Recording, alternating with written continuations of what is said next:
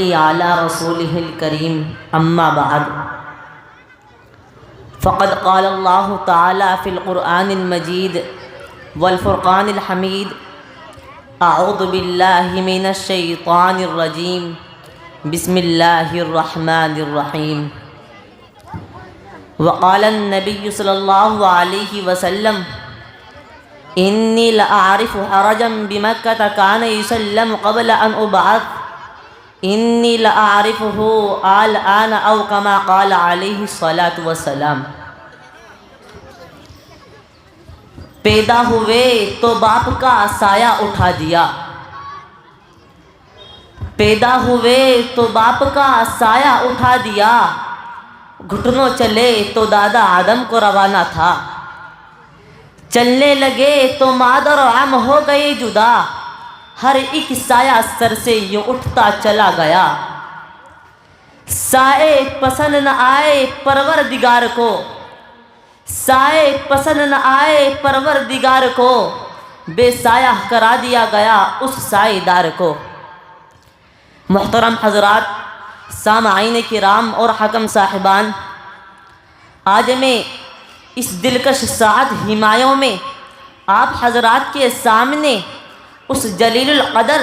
عظیم المرتبت اور اس رفیع الشان ہستی کے تذکرے کی سعادت حاصل کر رہا ہوں، جن کی حیات و زندگی کا ایک ایک لمحہ سورج کی طرح صاف و شفاف تھا،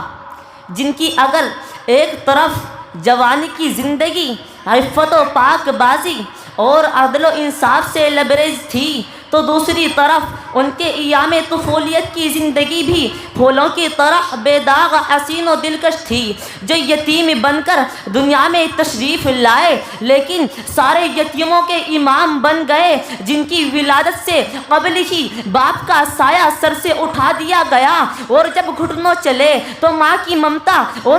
اس کی میٹھی میٹھی آواز سے بھی محروم کر دیے گئے، جنہوں نے ایسے سنسان ماحول میں چلنے کا سلیقہ سکھایا جو انتہائی پرخطر اور خوفناک تھا۔ گلی کوچے میں تلواروں کی جھنکار اور گالی گلوچ کی آواز سنائی دیتی۔ اللہ اللہ، کتنا خوفناک منظر تھا کہ باپ باپ چلاتی ہوئی معصوم بچیاں زندہ درگور کر دی جاتی، ایک خدا کو چھوڑ کر سینکڑوں دیوی دیوتاؤں کی پرستش کی جاتی تھی۔ وہاں کا ایک ایک بچہ تہذیب و تمدن سے نابلد، شراب نوشی، بے حیائی، دروغ گوئی کا ہوشناک تھا۔ سورج طلوع ہوتے ہی مکہ کی گلیوں میں بھیڑ لگ جاتی، رقص و سرور، ناچ گانا، فحش گالی گلوچ ان کے لبوں پر مچلتا، لیکن قربان جائیے آمنہ کے لال اور عبداللہ کے در یتیم پر کہ جن کی آمد پہ لاکھوں سلام، جن کی ولادت پہ لاکھوں سلام، جن کی طفولت پہ لاکھوں سلام، جن کی شبابت پہ لاکھوں سلام، جن کی رسالت پہ لاکھوں سلام، جن کی نبوت پہ لاکھوں سلام، جن کے قدموں پہ سو جان قربان۔ پوری تاریخ انسانیت میں آپ کی کوئی مثال نہیں ملتی، اور ملے بھی کیسے؟ قدرت نے آپ کا ثانی کسی کو پیدا ہی نہیں کیا، بلکہ پیدا ہوتے ہی وہ سانچہ ہی توڑ دیا تاکہ کسی کو ثانویت کا شبہ ہی نہ ہو سکے۔ آپ کی بعثت بے مثال، آپ کی رسالت بھی بے مثال، آپ کا مرتبہ بے نظیر، آپ کی نبوت بھی بے نظیر، آپ کا مقام نرالا، آپ کی شان بھی بڑی نرالی۔ اس لیے میرے دوستو، آپ کی طفولت بھی بڑی شان والی تھی۔ حضرت انس رضی اللہ تعالی عنہ فرماتے ہیں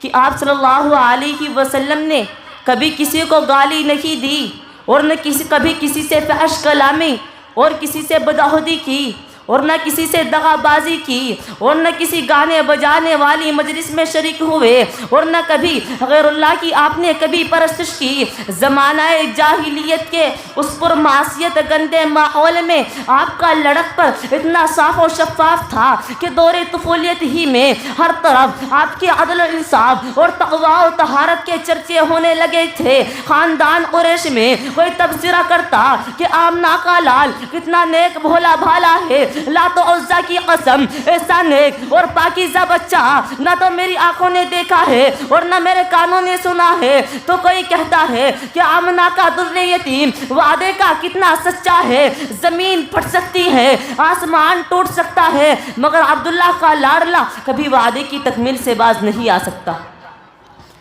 ملا ہے آمنہ کو فضل باری سے یتیم سا، ملا ہے آمنہ کو فضل باری سے یتیم سا، نہیں ہے بحر ہستی میں کوئی در یتیم سا۔ عزیز دوستو، یہ قدرت کا نظام ہے کہ جب کسی آدمی کو بڑا بنانا ہوتا ہے تو اس کے اخلاق بدل دیا کرتے ہیں، رفتار و گفتار، اقوال و افعال، اور اس کے کردار میں تبدیلی آ جایا کرتی ہے جو روشن مستقبل کی غمازی کرتی ہے۔ بچپن میں بچوں کا نہج دیکھ کر ان کی پرواز کی قسم کھائی جا سکتی ہے، اس لیے رب کائنات نے اپنے محبوب کے ساتھ ویسا ہی معاملہ کیا۔ آپ صلی اللہ علیہ وسلم کے سر پر ختم نبوت کا تاج سجانا تھا، اس لیے آپ کے پورے سلسلے نسب کو ہر طرح کی غلاظت اور ناپاکی سے محفوظ رکھا۔ میں اپنی